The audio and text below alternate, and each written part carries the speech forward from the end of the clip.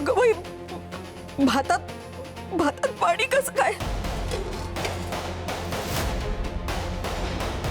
अरे देवा,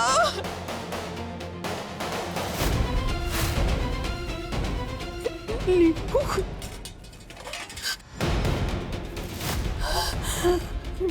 मीठ, एवढं मीठ भाजीत.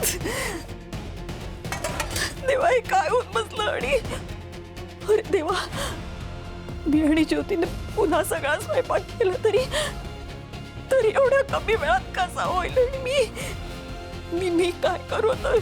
कसं सांगू ज्योतीला? देवा, माझं डोकं चालत नाही.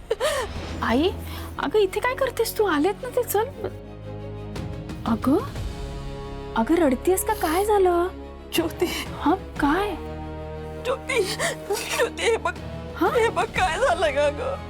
अगं देवा, हे बघ, अगं हे आणि हे बघ, हे भातात पाणी आहे. अगं हे सगळं काय झालं? कोणी केलं?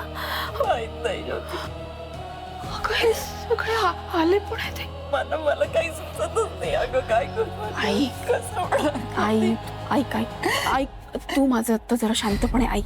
हे बघ, मी तुला जे सांगते ते ऐक. हे बघ, तू ना आता कोणालाही काही सांगू नको बाहेर, आणि शांतपणे जाऊन बाहेर बस.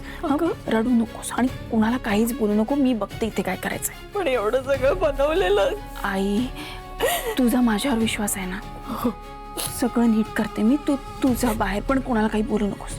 हा, तुझा काळजी नको करू आई. सगळं करते नीट मी. जा, मी येते.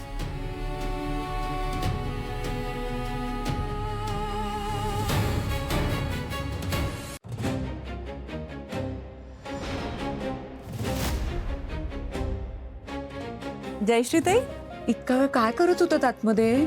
नाही अहो, काही नाही, ते किरकोळ आवरायचं राहिले ना, ज्योती करते ते, बाकी काही नाही. नाही म्हटलं, काही करायचं असेल तर सांगा, मी करते ना मदत. नाही, सांगितलं ना, ज्योती बघतीये. ती म्हणाली की सांगते सगळं झाल्यावर. पण स्वयंपाकाचं तर झालंय ना सगळं मगाशीच? हा, मग मी तोपर्यंत ताटं वाढू का? नाही, म्हटलं ना, अहो ज्योती अन्न गरम करतेय, ते झालं की आपल्याला बोलवेल.